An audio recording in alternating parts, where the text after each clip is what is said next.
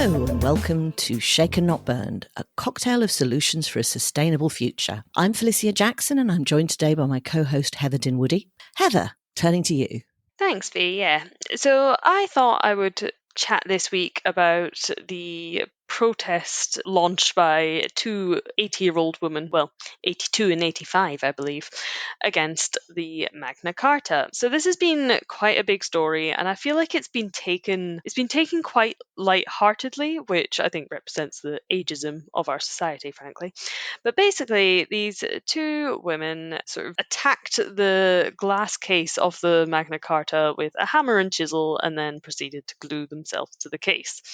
The British Library has put out a statement saying there was sort of minimal damage to the case and the Magna Carta is fine, everyone. But the two women are going to be charged with, well, they have been charged with criminal damage. I believe the trial is to take place on the 20th of June. So we'll see how that goes. But I think there's a lot of sort of symbolism here in a way, because the Magna Carta, this ancient document, was the first thing to say that no one is above the law. And one of the things about it that is still valid and that has inspired the UN Declaration of Human Rights and the US Constitution is this right to a fair trial idea. And during the protest, which Just Stop Oil has sort of come out taken credit for? I don't know. Depending on the side you take, I think it's take it credit for or take responsibility for. Something like that, yeah.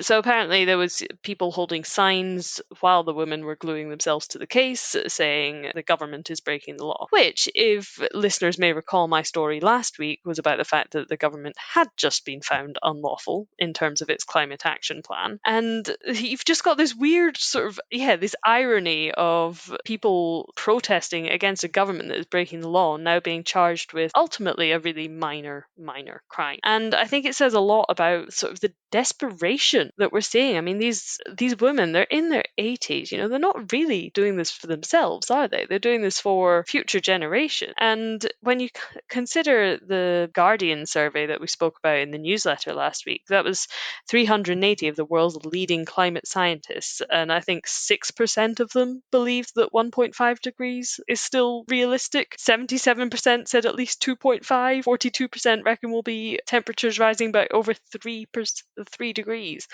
And they were talking in this, like, what I think speaks so much more than the numbers actually in that survey is some of the testimony that's come out about people's depression, their mental health, their genuine fear and their frustration that governments just aren't doing anything. I suppose what I really wanted to talk about today was just that sense of desperation that, whether it's scientists or protesters, people are really, really desperate for someone to do something. But I think this is what's really interesting, this idea that experts know there's a problem. We know how to solve the problem. What hasn't happened is a widespread public consciousness acceptance of the fact that we face a huge problem and we have to start dealing with it, because governments are trying to distract us constantly with, different problems. The political idea of, you create a bugbear, you create something other to blame for everything that's going wrong, and you distract the population. Things are difficult. We've had the cost of living crisis, we've got Ukraine, we've got all these things going on all over the world that are miserable and depressing, and people are just trying to live their lives. But there doesn't seem to be any ability to think about things long term. And the thing about being 80 is you've lived a longer life than most people around you. You're able to look at things and go, you know what, I saw X result in Y. If you've got grandchildren right now, you'd be terrified. I was talking to someone this weekend who actually said she was worried about her children having children because she didn't want to watch her children go through looking after their children in a world that's fundamentally falling apart. Well, I listened to another podcast quite recently, actually, just about the fact that people are having less children now. And, they had all these experts coming in with their opinions, their statistics and everything, but they also had a section of just listeners calling in. And a lot of it was women saying, well, create a world that I want to have children in. And I mean, to be honest, a lot of them were coming from a financial perspective, just the fact that young adults now are really struggling to sort of get on the property ladder, that kind of thing. But then there was also people talking about the environment, and that's just people who listen to a podcast calling in. And I'm reading a book at the moment, which it's not a new book. It was published in 2019. It's called Winners Take All by Anand Giridharadas. Apologies for not being able to pronounce the name. It's quite an interesting take on the philanthropic sector and management consultancies, Silicon Valley, all these sort of big, The people who think they're the masters of the universe? the winners, you could say. And it's just talking about sort of how the way that they are genuinely trying to tackle some of the problems we have in the world today end up sort of reinforcing and benefiting them more than anyone else. And I'm really enjoying the book. I think it makes a lot of very good points, but I also think there's this sort of us and them mentality where it's saying we've handed these guys the keys. Instead, we should hand governments the keys. You've also got people on the other side saying It's not that simple. governments don't know what they're doing. Hand us the keys. And I just think, when are we going to realize that instead of us and them, it can just be we? We all need to do something. Yeah, and I think one of the things we talk about a lot is the need for system change. But I think it's interesting that when you mention one of the driving forces for women not wanting to have children is the financial situation, I don't see how you can separate that from the environmental situation. It's not like more than half of the world's GDP is dependent on nature. It's not like we don't recognize that when energy supplies change, it affects the cost of living, that when there are wars, let alone the sort of death and illness and disease and destruction, but it breaks supply chains around the world. Everyone suffers. And I mean, as a concrete example, there was a piece in the Times the other day about mortgage providers raising interest rates because of flood risk, and that was in the UK, I will add. yeah, actually, sorry, there's a company that's launching fairly soon, which is providing data to insurers. And there's quite a lot of companies that are doing this kind of work because fundamentally insurers are not here to help you protect yourself. They're there to make money. They're betting on the fact they're going to make more money off you than they're going to have to pay to you. That's a financial decision. That's how the financial system works. And ignoring that, it's not even that it's bad economics. It's just that, guys, we all need to get a little bit more aware of how everything hangs together. Absolutely. And while you've got your Elon Musks and everyone saying that people need to have more children, that's all very well for you to say, sir. But yeah, I mean, I'm obviously not going to make any comments about a certain gentleman just because I don't think it would. Well, it could get me sued. You never know. Apparently, I'm just exposing myself to that. But, I'll take it. Bring it on. Bring it on. But I think that this is what's really interesting is this idea of technology being the solution rather than collaboration between the public and investors and government and companies and philanthropy, all these different things. And one of the things I do see as a challenge for a lot of Silicon Valley tech focused people is this idea that human beings are inventive, we'll come up with a solution that will solve all of the problems all at once so we don't need to worry. And it's like, and there will be a win-win. They're like, oh, well, we'll make lots of money from it and it'll save the world. Yeah. And it's like, okay, nice idea. I personally don't believe in magical thinking. I actually am a bit of a fan of taking action where you can. But I do think there are solutions and we do need to pay more attention to what's possible. So I'm going to move on to my first story, which is actually about carbon capture, but direct air capture. Now, on one level, this seems like a wonderful idea. Let's suck CO2 straight out of the atmosphere. Again, on the other side, there's like, do you know how much land it takes to put up the fans to suck in the amount of air that is needed to remove the CO2, or how inefficient it is as a process? So there's a definite pluses and minuses for this. The way I see it is that there is definitely a role for it, but we've got to stop putting pressure on individual technologies to completely solve our problems. There was fascinating discussion that came out of, sort of behind the scenes chatter about the most recent UNFCCC-led research report. And obviously carbon capture and storage is a huge part of it. And that is how we're going to hit net zero, and everyone accepts that. But the idea of it being such a major part of the solution was pushed by policymakers, not by scientists. And I think that's really worth paying attention to. So the reason the whole thing's come to the forefront of my mind is Climeworks, which is a Swiss company, has finally opened its Mammoth facility. And actually, it's really close to an active volcano. And the idea is it's really near a geothermal energy plant. So it can actually power the CO2 removal process, the fans and the chemical filters, so that you can extract the CO2. I think then, of course, because of where it is, you can dissolve the CO2 in water, pump it underground and storage. I think it's really exciting. But the idea is that if we're going to be carbon neutral by 2050, obviously dependent on the range, but it's 6 to 16 billion tons of CO2 per year is going to have to be removed from the air. Obviously, that's a really broad range, but there's a lot of complicated factors that go into how you define it. The Mammoth launch is a really, really big story. But do you know how much they're actually going to be able to remove in the first year? I think it's 27,000 tons. I mean, when you put that against figures of 16 billion, it feels laughable. Now, obviously, I do know that this is early stage technology. It's still very important. Climeworks is a pioneer. I think it's Mammoth. It joins its first plant, which Orca. And that means that we've actually got two plants where the cost is around $1,000 a ton of CO2 capture. And there's projections of it falling to $300 a ton by 2030. There's about 20 new projects that I think are in the pipeline that are expected to be operational by 2030 with a capacity of, I think it's 10 million tons. Now, 10 million tons is great. But again, against even at the lowest level, 6 billion tons, what you can't afford to do is say direct air capture is going to solve our problem. So you've got that figure of 6 to 16 billion tons. I've actually read something by the International Energy Agency, which made the point that if we continue to use fossil fuels as we currently are, then we would need to capture 32 billion tons per year, keep 1.5 degrees in sight. And they sort of said that at the moment, there's about 45 million tons being captured per year. So yeah, 45 million compared to 32 billion.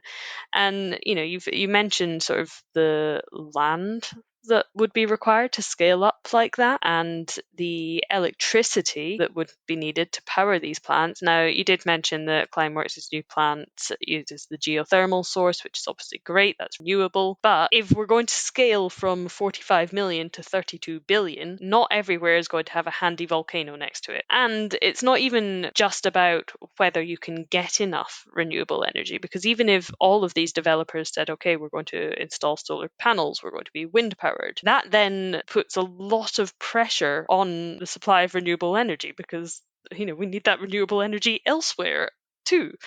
And I think this may depend on the specific technology used, but I believe that there's quite a lot of water consumption as well. I was reading a piece by an ocean charity that said they're actually really concerned about how direct air capture could affect ocean habitats.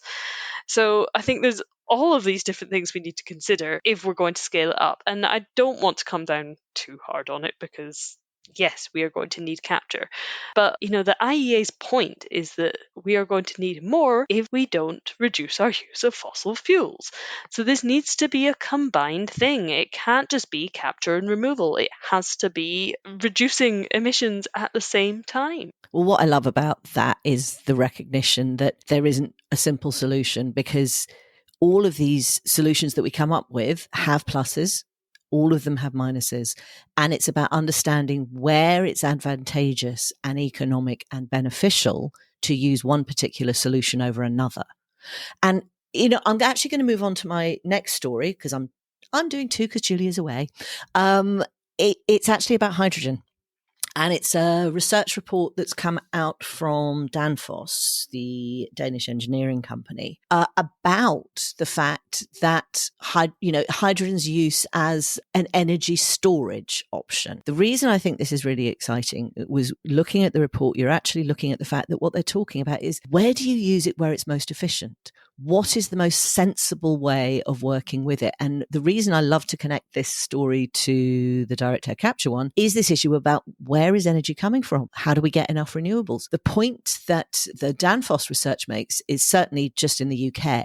One of the things we do is cut the amount of renewable energy that is being generated, because when it's very windy or very sunny or whatever it is, there can be a huge amount of generation, but you have to curtail, which means to stop adding it to the grid at some points, because balancing the grid is a hugely complex thing. But the piece of research they did said that the UK spent £1.5 billion on curtailing wind between 2021 and April 2023. And do you know what? 6.5 terawatt hours of power.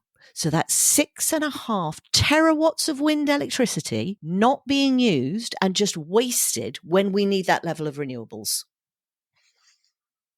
Can I just say, how many people froze to death in that time because of energy costs and cost of living and all that kind of thing? Meanwhile, we're spending all this money on getting rid of power. Sorry. I mean, but this is a bit. I mean, I agree with you. It's thinking about things at a system level. Now, we talk about the system level, meaning, the world and everything in it. But actually, any engineer should understand, especially an electronic engineer, or are they electrical engineers? I've never known. But how you manage a grid. That it's about balance. It's about making sure that everything is stable. But if you did use that excess wind power to generate green hydrogen, because it's green, because it's created with renewables, you can then use that hydrogen to create power in the future.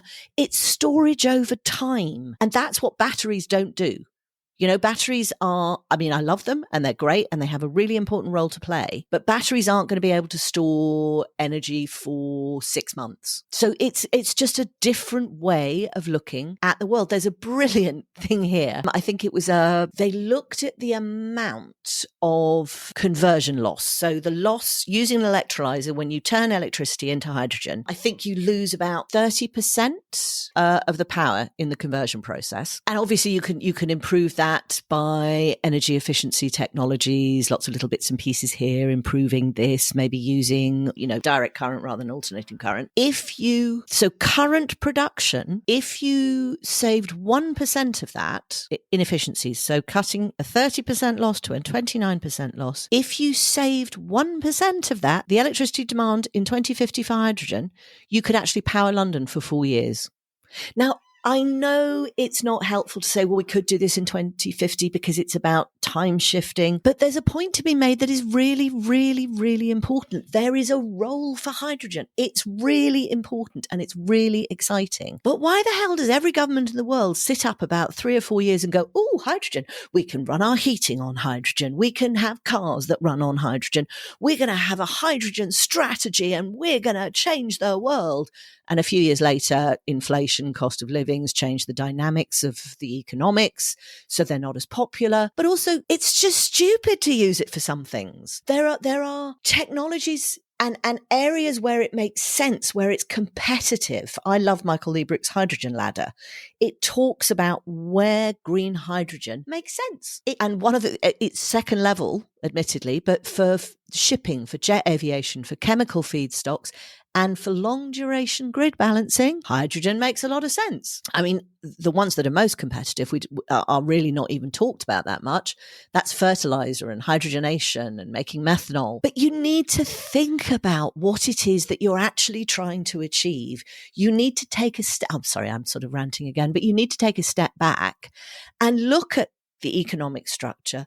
Look at the incentives, look at the regulation. I think it was a couple of weeks ago, the government, I think it was Claire Coutinho who came out and said that, uncertainty is good for companies because it drives competitiveness. And it's like every single company ever, every investor that I've listened to for the last 20 years, what they talk about is that in order to drive investment in new technologies, you need stability, you need predictability, and you need to make sure that any incentives that are in place are incentivizing the right thing. And rushing out and trying to sort of get hydrogen into the heating grid doesn't seem to me to make any sense. Even apart from the fact that a lot of people don't actually want hydrogen in their homes because it's kind of explosive. I know we'd find ways of compensating for it. But so anyway, that's where I'm coming from. It's just really good to see some hard numbers against how you can improve things. And someone talking sense about, you know what? This makes a really important contribution, but it's only going to work in some areas. So why don't we pick the things that are right for what we need? I think that's what we need, is people making sense of it. I would add that it's not just looking at hydrogen in different places, it's reading what's put in front of you. It's understanding that. And I just think governments are so quick to jump on, a flashy headline or something that fits the times, something that people can understand as well, because they want something that they can read, quickly interpret, and relay back to someone. And I really think this is almost a communication breakdown on hydrogen. Hydrogen is a more complex answer than stick a solar panel on it or build a wind turbine. I think hydrogen is so complex. We've got this full rainbow of different colors of hydrogen. We've got all these different use cases and scenarios for it. We've got the different components that go into making it. Because you need, if you're going green hydrogen, you need the renewable energy, but you also need the electrolyzer, all these different things. And I think it's just become so confused that it's no longer appealing to governments and politicians. They just want something really simple because, most prime ministers in our case, or presidents, aren't an expert on hydrogen. But what we need is systems that listen to the experts. And I think this Danfoss research is a really promising step in the right direction. It's just whether or not we can get that publication around it and really sort of drive. Well, it's whether you can get the recognition around it, because I think your point about complexity is really important. Governments, companies, we've all been trained. Simple message, get it across, that's what you do. And every single thing we face is complicated. There are complicated decisions, there is complicated analysis, and you need to understand nuance. You have to be able to prioritize. These are skills that don't seem to be particularly popular these days. I would also add there's a huge issue about lobbying. So I think there was a story that came out this morning about how AI lobbyists, so, venture capitalists, technology firms, whatever, seem to be succeeding in the US in persuading Congress that, AI is not a concern. We don't have to overly regulate it, this, that, and the other. I mean, how many times have we had a new technology that everyone goes, oh, it's so exciting, and only 10 years later do you see the consequences or the downsides? It's like everything doesn't have to be perfect. You can say this is a really useful tool. It does X, Y, Z. It runs hand in hand with the risk of these things. Why don't we try and manage it? Why don't we try and have a conversation about it? Why don't we try and communicate instead of putting everything into a box where you either agree with me or you disagree with me? You're right, you're wrong. It's the flipping system and the people with the money and in charge of telling everyone what to think. It gets a bit tiring. And I wanted this to be a really positive story because I'm excited about the fact we've got two sets of technologies which do really positive and interesting things. It's just we have to learn how to implement them better in a more useful and a more efficient way. Well, here we are having the conversation and hopefully inspiring others to follow suit. I love that. And on that note, I will say thank you for listening so far, and we'll be back in a moment.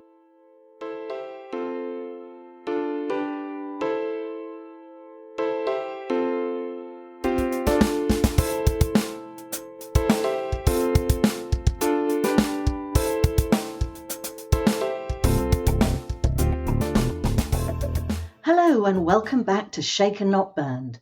Today we're lucky enough to be joined by Johan du Plessis, the Chief Executive of Tepeo. Johan, can you tell us a little bit about Tepeo and what you do? Sure. Well, thanks for having me on the podcast. Tepeo is a very mission-driven business. We are tackling the decarbonisation of heat. We're about 6 years old, a UK clean tech growth stage business, and we've developed a technology that we call a zero-emission boiler. It's effectively you can think of it as a smart heat battery, and it's a plug-and-play replacement for a fossil fuel boiler that allows consumers to get away from burning fossil fuels for their heating and hot water in a low cost and hassle-free and simple way, and at the same time supports our transition to renewable-based electricity supply on our national grid. Now, I have to say, I've actually been to where these are made, and it's an absolutely fascinating process. So I'm going to be asking you some questions about the technology later. But I think one of the most interesting things is, why is what Tepeo is doing so important? Because you mentioned the need to move away from fossil fuel electricity. And obviously, we all know that the energy transition is important. What does that mean for the heating system? What do we need to see done differently? Well, look, I think the heating is very much has always been the unloved child of decarbonisation, or the elephant in the room for too long. And everyone, when they think about sort of decarbonisation, net zero, it quickly conjures up ideas of us all driving EVs and having solar panels on our roofs. But actually, 80% of all the energy that we use in our homes is for heating and hot water. So, that is huge, and that is almost in all cases, well, in 96% plus of cases in the UK for homes, that is coming from burning gas or oil still today. So that is, that is the really, really big challenge to decarbonising our housing stock. And it's getting people away from a fossil fuel which has a really high energy density, and you can just burn it, and it can generate really high temperatures very quickly, high power very quickly, and getting people onto an electrical source or a low carbon source is a very, very difficult thing to do. And the reason we started Tepeo and have developed the product that we have is because one of the key reasons why the change hasn't been fast enough, in our view, is because we haven't had enough options for consumers to do and make the change. Every home in this country is different. Every home in every country is different.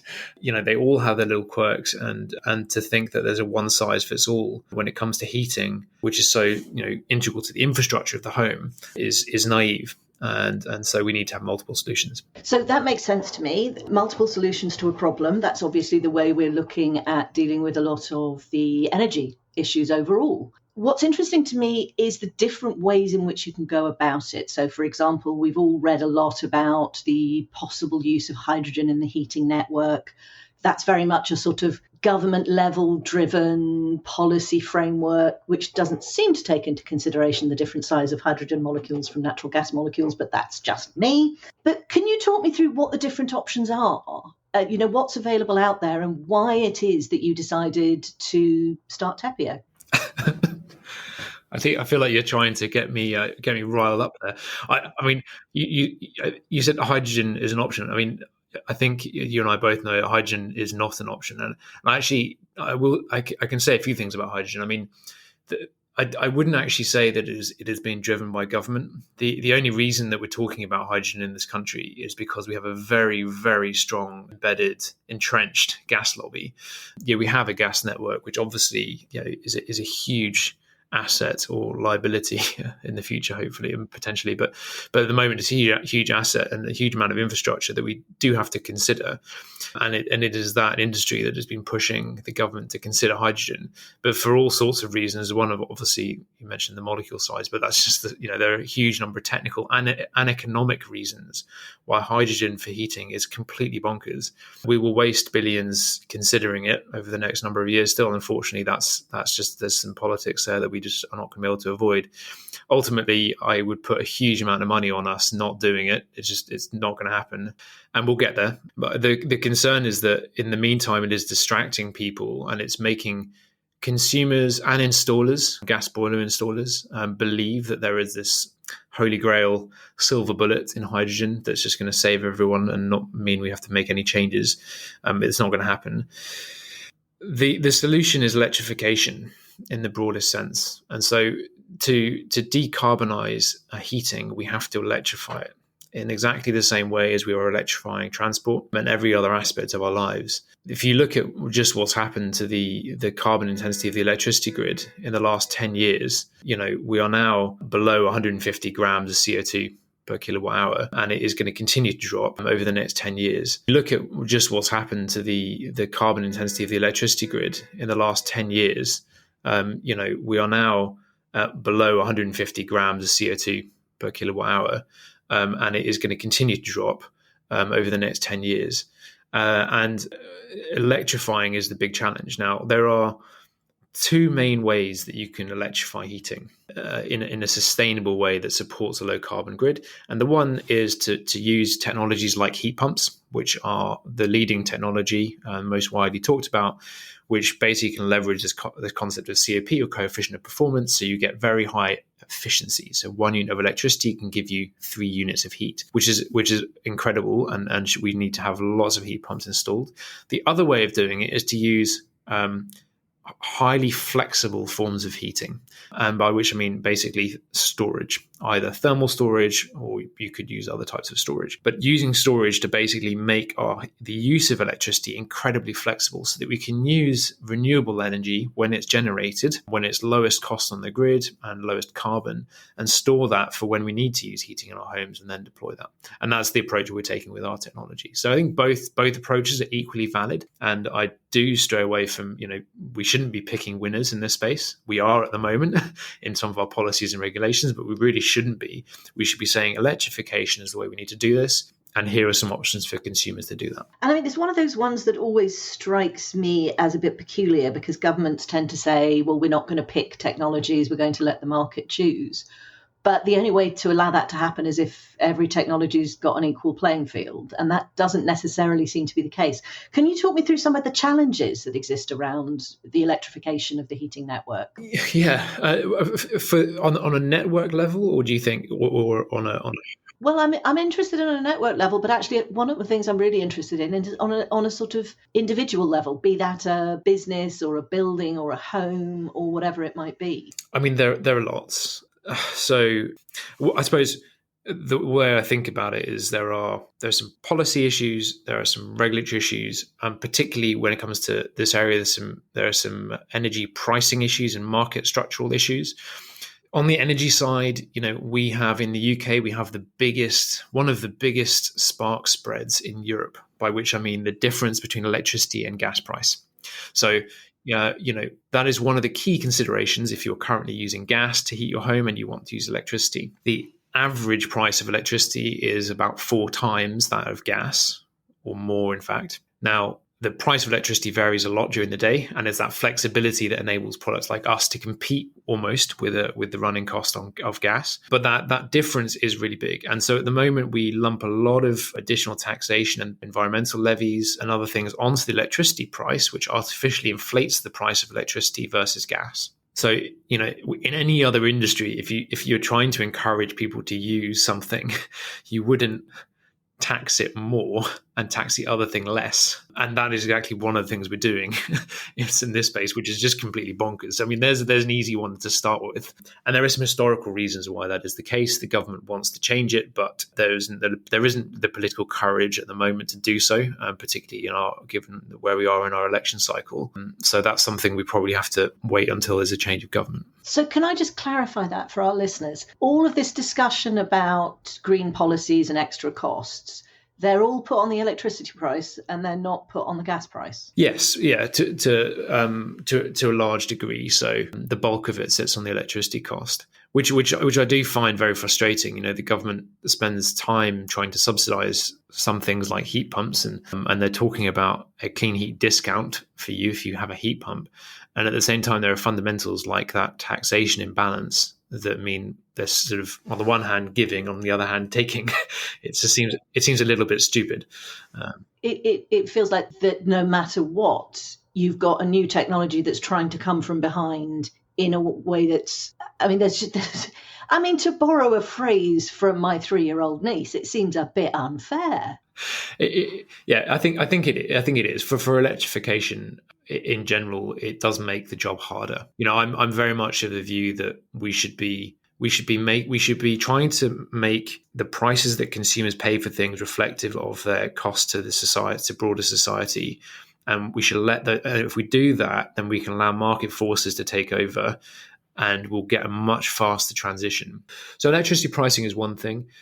Subsidies is another, and on the one hand, the government has repeatedly said they don't want to pick winners, as you said, but then their favoured mechanism for driving change is subsidy, and I have a lot of sympathy for that. It is probably the way that they do it is probably by subsidising particularly technologies is probably the most logical way of doing it. It does mean that when you develop new technologies that can solve problems, innovators and new technology categories like ours have to fight very hard to try and, for a long time, to try and convince the government to extend the subsidy to our products. We are in the process of doing that, so we are having those discussions at the moment. I think there is a lot of misinformation out there. So we are continually bombarded by misinformation, which is spread by the gas industry, particularly around the electrification. And, I would say that, we are still taking out water tanks at a rate of about 200,000 hot water tanks this year, every year in the UK, which is actually more than the number of heat pumps and clean heat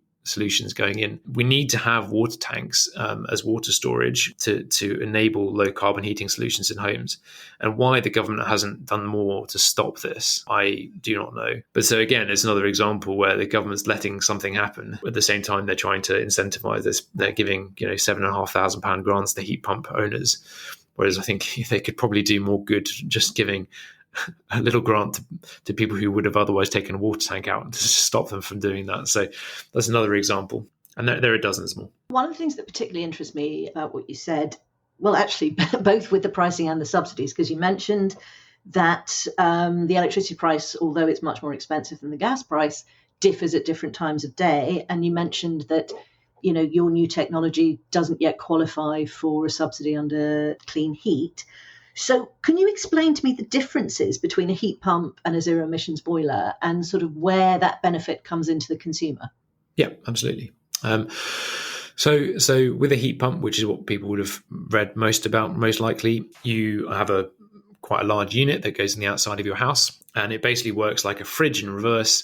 It takes 1 unit of electricity, it brings in heat from the outside and basically multiplies that, effectively puts that into your home. So you get up to 3 units of heat then into your home, and that goes around your central heating system. If the electricity price is, let's say the electricity price is 21p across the day, then you get 1 unit of heat for about 7p, about a third of the electricity price. With our product, a zero emission boiler, or it's effectively a smart heat battery, we are forecasting your heat demand, and we're buying electricity at the cheapest and greenest times of day. Now, the cost of electricity varies hugely across the day. In fact, at some points of the day, the pricing is negative. So an electricity supplier can actually be paid and can pay you to use electricity at certain times of day. At other times, particularly, when everyone else is using electricity between say 4 and 7 p.m. at night, it can be incredibly expensive for the energy supplier to buy electricity for you at that point. So what we do with the ZEB is that we then buy electricity when it is the cheapest. We store that inside the ZEB. Is the most energy dense form of energy storage, so it's very, very dense storage, and then we put that into your heating system whenever your heating system calls for heat, whenever your thermostat asks for heat into the home. And so because of that, the enormous flexibility in energy pricing during the day, we can actually compete with the running cost of a heat pump, because we can get your electricity at there's very low prices. So it's basically pitting the flexibility to buy electricity when it's absolutely its cheapest and storing that to use, versus using it throughout the day but at a higher efficiency. And for consumers, so obviously on a running cost basis, we can get basically to cost parity with a heat pump or slightly above. But in terms of the implementation, you don't need the outdoor space now, because we're not doing the same thing that heat pumps are doing, and we don't have to change anything in your home. So we're not changing your radiators. We can use the same radiators, underfloor heating, or microbore piping, which some of many houses from the early 2000s have. We use the same thermostat. So there's almost no infrastructure change to your home. It's a very simple plug and play, and it can be installed in a day rather than needing to take sort of 5 or more days for the alternatives. And can I just ask, because I'm remembering, didn't you start a trial, Neat Heat, last year? Can you tell me anything about how that's going? Yeah, so we've got a number of, we've got hundreds installed now to paying customers, but we also have a number of different trials. One of them you point out is called Neat Heat. That's with OVO. And so with OVO, we've got 30 ZEBs that have been put onto a type of use tariff, where they basically are given a single flat rate of electricity. So whenever the ZEB uses energy, it will cost you the same amount. So your heating is going to cost you the same as gas. Basically, it's pegged to the gas price, but the ZEB is charging in response to a flexible electricity price that the supplier, the OVO, gives us. So basically, you get cheap electricity. It's cheap heating for your home whenever you need it, but the ZEB is being charged by the electricity supplier based on when they can get the cheapest energy. That's basically the principle of that trial. Now, you mentioned as well that you obviously have sold a number of smart heat batteries, and they're out in use in the world. What are the challenges to growth? What are the challenges that Tepeo faces, and what do you want to see happen to accelerate the business? Well, at this stage, we have, I'd say our biggest challenge is around cost, around the cost of the product. And that's principally because we're a new technology, we don't benefit from subsidy. We don't even benefit from VAT relief. You can get a gas boiler installed under eco funding with 5% VAT, and which is reduced from standard 20. With our products, you have to pay 20% VAT. It's completely nuts. They even extended it to electrical batteries from the autumn last year, and narrowly narrowly avoided including heat batteries in that.